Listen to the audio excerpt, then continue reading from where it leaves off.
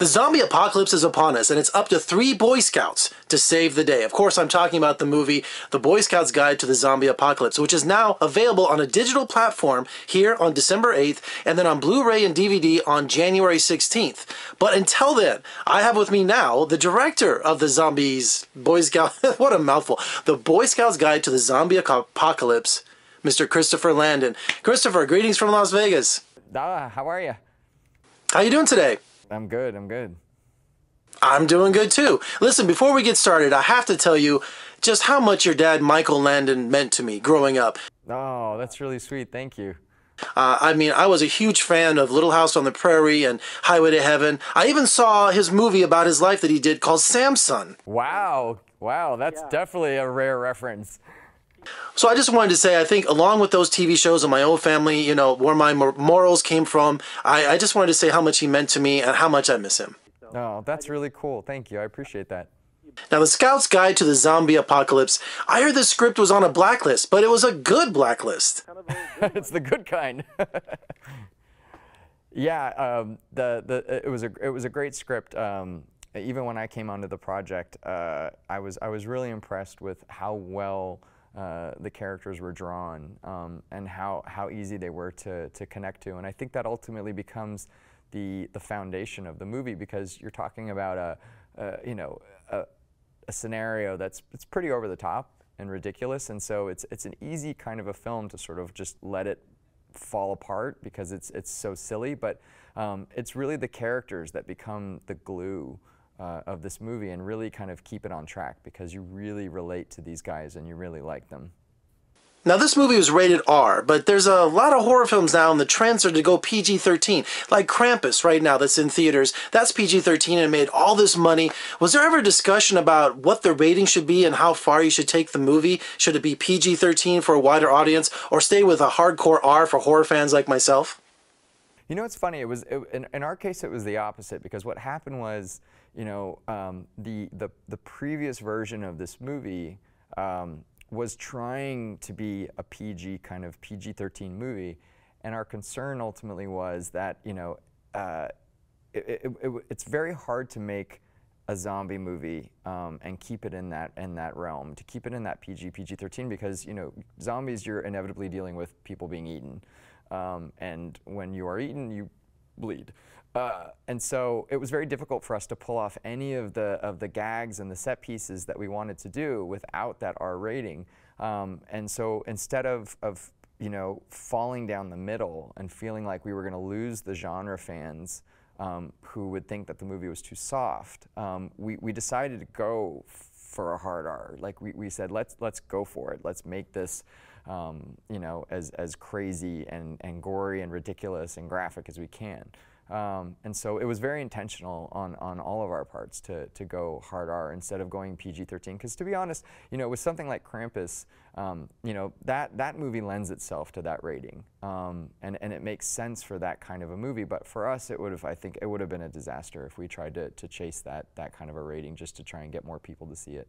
Now, we know these guys aren't true Boy Scouts in terms of the Boy Scouts we all know. So there's a lot of discussion on how to not get sued and how to make sure the Boy Scouts were your own Boy Scouts. Yes. Yeah, that was a challenge for us. I mean, we wanted to make sure that everything was ours. And so we put a lot of effort and a lot of time into creating our own brand of Scouts. And so all the uniforms and the badges and the, you know, technical terms, everything is ours. We had to create all of that stuff, and yet to still sort of make it feel familiar, because that is the premise of the movie. So that was definitely a big challenge. But, you know, ultimately, and I don't know how that organization feels about the movie, but we make them look pretty good. We make these guys very resourceful, skilled, brave people. So I think in the end it's a positive, no matter what. The makeup sessions were really long. I mean, depending on the type of zombie that they were. You know, it's different in that, you know, when you watch something like The Walking Dead, you know, you're dealing with zombies that have been in a very long period of decay, and so you're going to see that. Where with our zombies, you know, this is just happening. This is the first night of that, so we couldn't go that direction, and so we had to really rely on a lot of other stuff to really sell the sort of zombification of them. There's a lot of veining, obviously the lenses, and then we aggressively pursued wounds as opposed to decay. And Tony Gardner, our makeup guy, is incredible. He works with his company called Alterian, and these guys are the best. And they came up with so many cool zombies, and it's so amazing because it's all practical. So you're really getting to see this stuff firsthand. And they're artists, and so that part was awesome. But also, we wanted to make sure that our zombies had personalities. We were trying different stuff. So we have zombie animals. We have a zombie cat, which is prominently featured in the film, and is a big funny thing. But we have a zombie musical number. So we have a lot of kind of random stuff in this film that I don't think people have seen before. How did you get the great Cloris Leachman to do Boy Scout's Guide to the Zombie Apocalypse? It's funny. I convinced myself that she was going to say no, and I wanted her to do it so badly because Young Frankenstein is one of my favorite movies, and I was so completely shocked when she said yes. And I can't say enough about Cloris in terms of getting to work with her, and she is vibrant and funny, and has the mouth of a trucker, and she's like the coolest. I wanted to hang out with her all the time, and she was just fearless. I mean, there's a scene in this movie, and I don't want to spoil anything, but she really goes for it. Like, she does some really crazy stuff that I think any person in their 20s or 30s would probably try and shy away from, and she just does not care. All right, Chris, tell us what we can expect on the Blu-ray. What kind of extra features can we expect? Yeah, there's some really cool stuff. There's a whole scene that was deleted from the film that I love, and I was super bummed that it didn't stay, but it was kind of a pacing issue. But people will get to see that.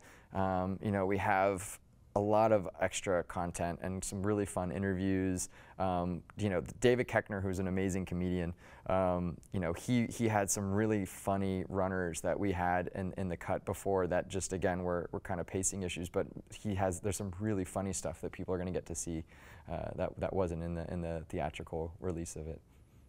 Chris, thanks so much for joining me today. Can't wait to see what you're going to do next. Make sure you come out and see us here in Vegas. Awesome. Thank you so much. Okay, so everybody, make sure you check out the Boy Scouts Guide to the Zombie Apocalypse on digital platform today, and also on DVD and Blu-ray on January 16th. And for more reviews and interviews, just surf on over to my website at vegasfilmcritic.com. Check out my podcast on iTunes. And if you like what you see, of course you do, make sure you give me a thumbs up, subscribe, and make sure you share it with everybody. I'm Jeffrey Gay Howard. I'll see you next time.